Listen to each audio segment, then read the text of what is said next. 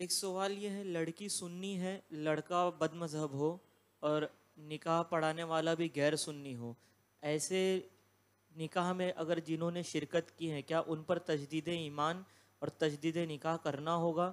اور کیا ایک ضمن میں ایک سوال یہ بھی ہے، لڑکا سنی ہو اور لڑکی بد مذہب ہو تو ایسوں کے ولیموں میں جانا کیسا؟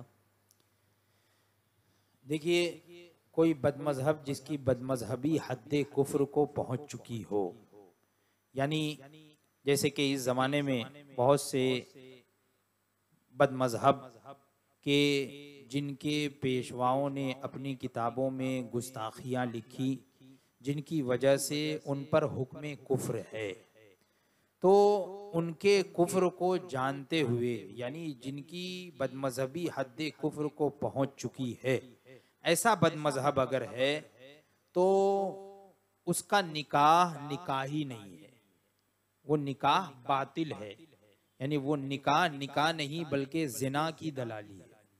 وہ جو لوگ جمع ہو رہے ہیں وہ سب زنا کے دلال سمجھے جائیں گے۔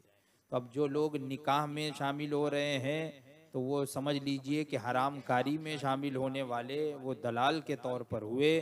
سب کے لیے اگر وہ انہیں مسلمان جانتے ہوئے، نکاح کو صحیح سمجھتے ہوئے اگر وہ وہاں پر حاضر ہوتے ہیں اس نکاح میں، نکاح کی مجلس میں، تو سب پر توبہ، تجدید ایمان، تجدید نکاح بھی لازم ہے۔ اسی طریقے سے اگر جو ہے کسی لڑکی جو بد مذہب ہے اور لڑکا سنی ہے تو اس کا بھی نکاح صحیح نہیں ہوگا، نکاح ہی نہیں ہوا۔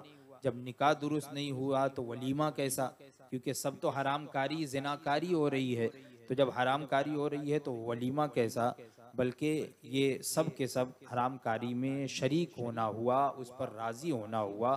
اس لیے جو نہ جانتے ہوئے اگر چلا گیا ہے تو جب اسے معلوم ہو تو وہ اپنی برات کا اظہار کرے، اور جانتے ہوئے اگر کوئی گیا ہے تو اس پر توبہ، تجدید ایمان بھی ضروری ہے، توبہ کرے، تجدید ایمان بھی کرے۔ اور جبکہ وہ لوگوں کے سامنے گیا اعلانیہ طور پر، تو جو لوگ وہاں پر تھے اعلانیہ طور پر اسے توبہ بھی لازم ہے، یعنی اعلانیہ توبہ کرے ان تمام چیزوں سے۔